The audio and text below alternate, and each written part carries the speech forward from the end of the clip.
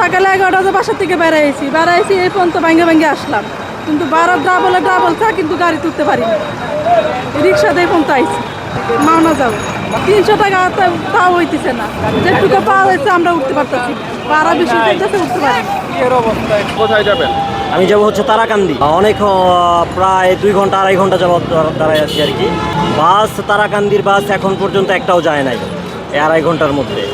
এবং হচ্ছে টাঙ্গাইলের বাসের দিকে একটু বলছিলাম, তখন টাঙ্গাইলের বাসটা বলতেছে হচ্ছে 600 টাকা ভাড়া লাগবে, যা আগের তুলনায় 3 থেকে 4 গুণ বেশি। আমি যাবো সিরাজগঞ্জ, গাড়ি 300 টাকার ভাড়া 1000 টাকা। কোথায় যাবেন আপনি? টাঙ্গাইল। টাঙ্গাইল। আপনি ভাড়া কেমন যাচ্ছে? ভাড়া আগে তো অনেক বেশি, বুঝতে পারছে, ভাড়া বেশি আসছে আর কি অনেক। আমার সাথে ভাড়া অনেক, দেখুন ডাবলের সাথে বেশি আর কি।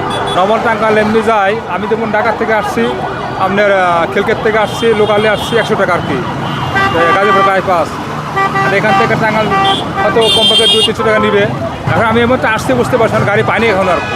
আচ্ছা, এখনো গাড়ি পান? তবে আমি লোককে শুনছি ভাড়া বেশি আসছে আর কি, গাড়ি নাই, বাস নাই। বুঝতে পারছেন? আমি একটা টাকে যোগাযোগ করলাম, বসছে টাকে যাওয়ার জন্য আর কি, তারপর তারা নিচ্ছে না আর কি। ওনারা যাবে গায়ে বান্ধা, ডাইরেক্ট যাবে আর কি, লোকাল যাত্রী দিবে না। 1 ঘন্টা ধরে তারা ময়মে সিং যায়, 200 টাকার ভাড়া 600 টাকা চা, তাও গাড়ি নেই না। আমি এখানে প্রায় 3 ঘন্টা যাবত দাঁড়িয়ে আছি। আমি যাব টাঙ্গাইল। রাস্তাঘাটে যানজট যে অবস্থা, নিয়ম শৃঙ্খলা সম্পূর্ণ এর বাইরে, কোনো গাড়ি নাই, অতিরিক্ত ভাড়া নিচ্ছে, মানুষজন যেতে পারতেছে না, নানান ভোগান্তির শিকার হচ্ছে সাধারণ মানুষ।